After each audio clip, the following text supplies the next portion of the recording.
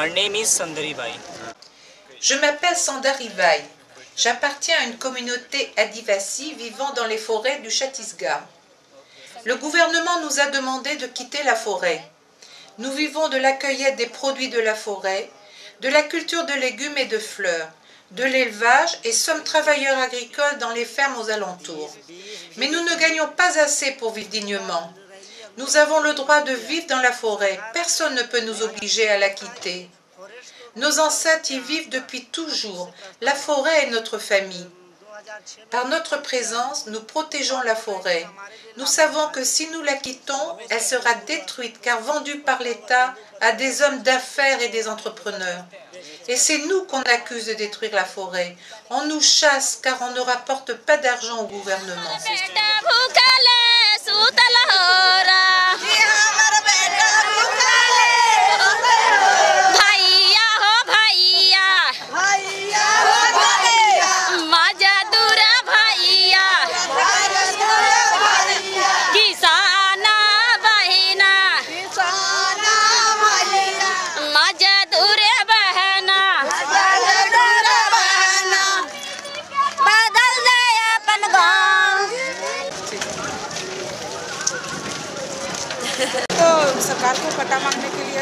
Je m'appelle Lakshmi Kalko et je suis une Adivasi de la tribu Oraon.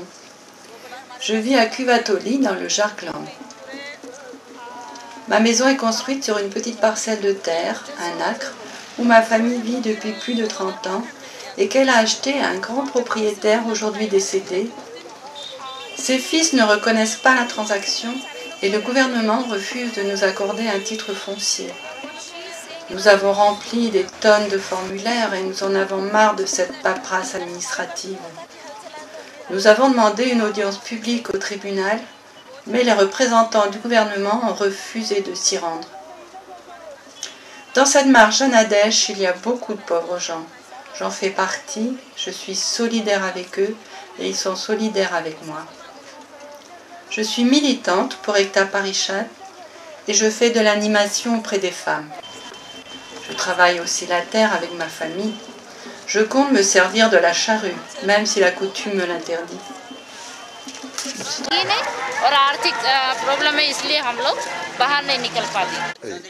Je m'appelle Maya, je viens de Chambal, dans le Madhya Pradesh.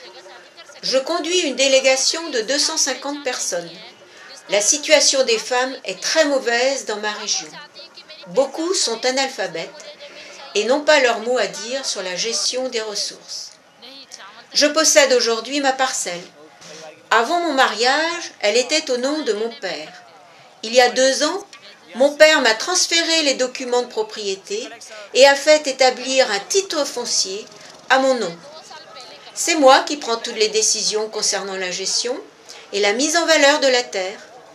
Je suis animatrice pour Ekta Parishad depuis 8 ans. Je marche ici pour que l'ensemble des femmes accèdent à ma situation.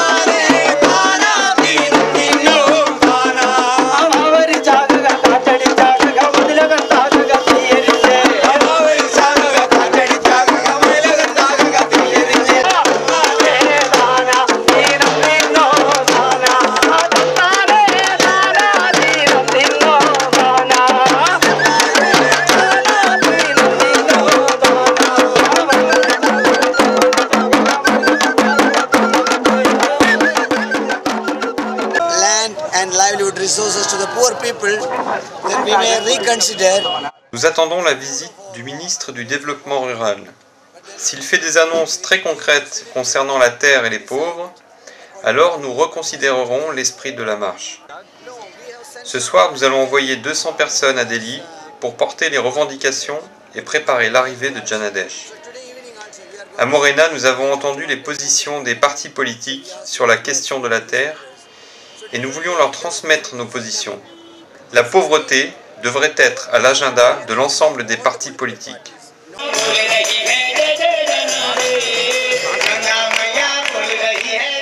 Dans les principales villes, des meetings rassemblent tous les marcheurs dans une ambiance à la fois sérieuse et festive.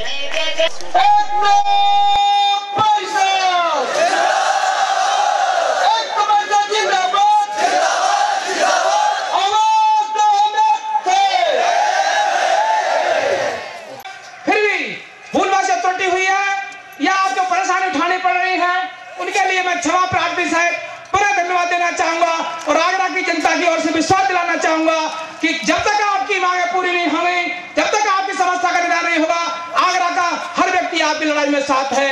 जय हिंद, जय भारत, जय जगत।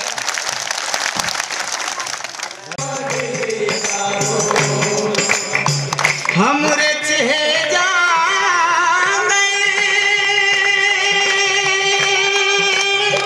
हमरे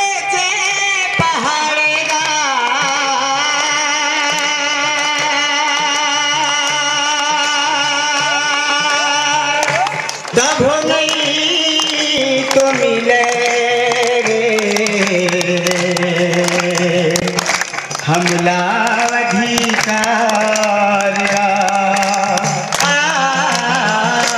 चलो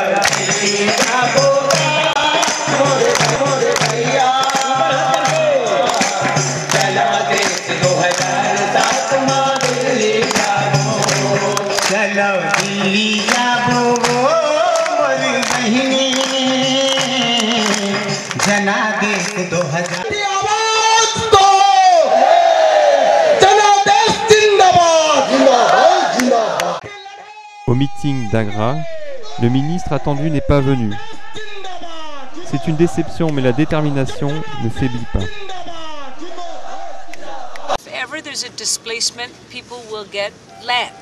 Le ministre du Développement rural devait nous voir à Agra et il a annulé sa visite au dernier moment. Il ne répond pas à nos demandes concernant une politique nationale de la terre et notamment l'accès à la terre pour les pauvres. C'est vrai qu'il est en minorité au sein d'un gouvernement défendant une vision occidentale de l'économie. Mais aux prochaines élections, les pauvres ne voteront pas pour une telle politique. Nous pensons marcher vers le Parlement et nous sommes prêts à risquer l'arrestation, en particulier des leaders d'Ekta Parishad. Depuis le début, nous sommes dans une relation alternante dialogue et combat.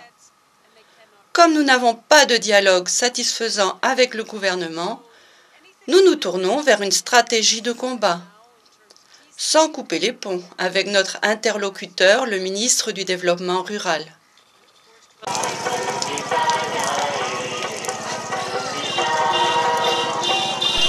Les conditions de la marche sont difficiles. Il fait près de 35 degrés aux heures chaudes et les nuits sont de plus en plus fraîches. Il n'y a pas assez de couverture et il faut repartir chaque matin, et ce pendant 4 semaines.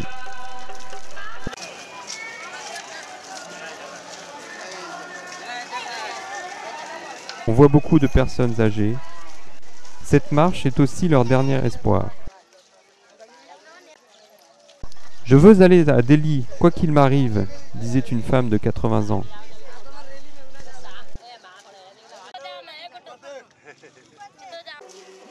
Plusieurs parents sont accompagnés de leurs jeunes enfants.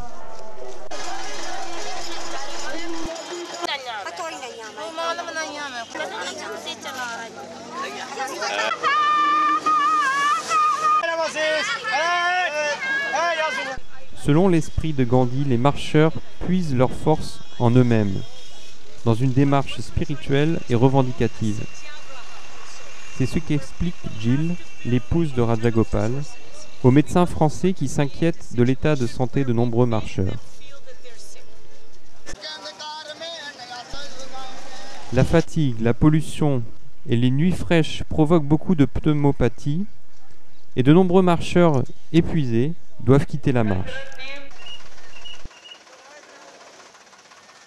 3 personnes âgées sont mortes d'épuisement ou de crise cardiaque et 3 jeunes hommes ont été fauchés par un camion qui a heurté le cortège, faisant aussi plusieurs blessés.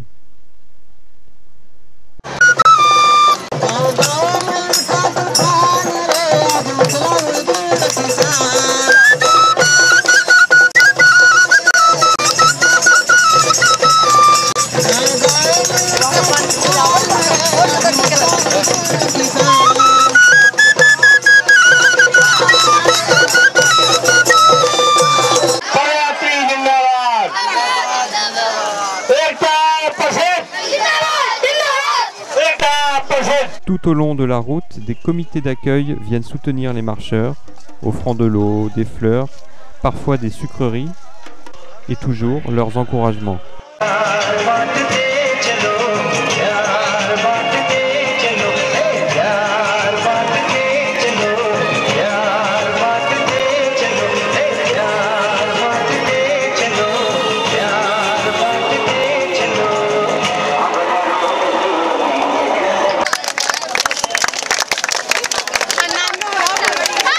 Toute la journée, 25 équipes préparent chacune des haltes d'étape.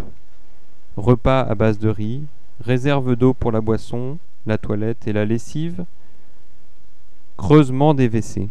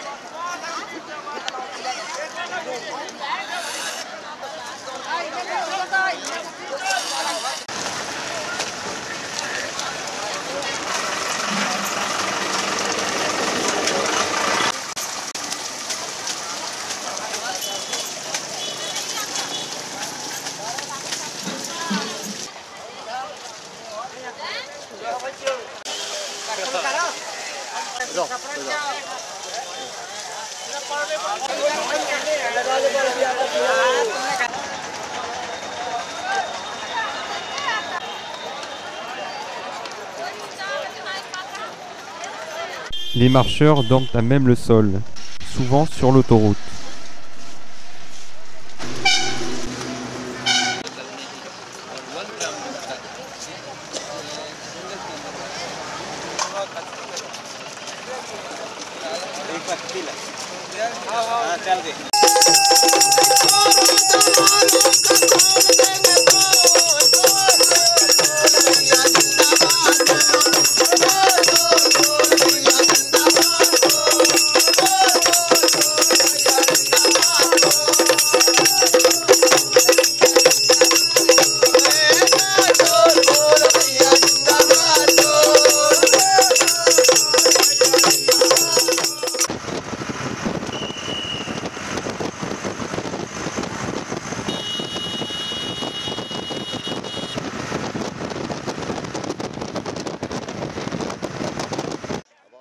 À l'approche de Delhi, la tension monte.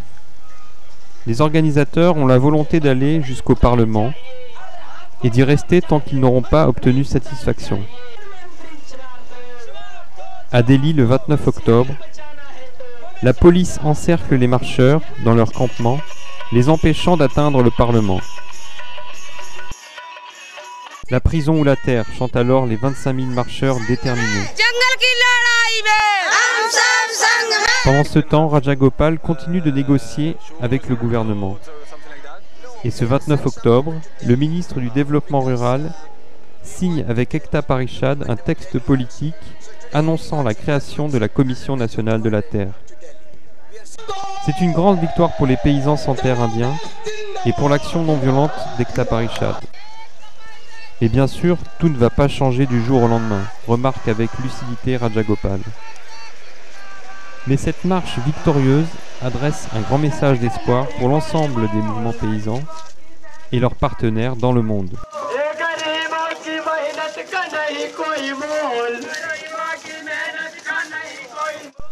À l'annonce de la nouvelle, les marcheurs manifestent leur joie par les chants et la danse, avant de rentrer chez eux.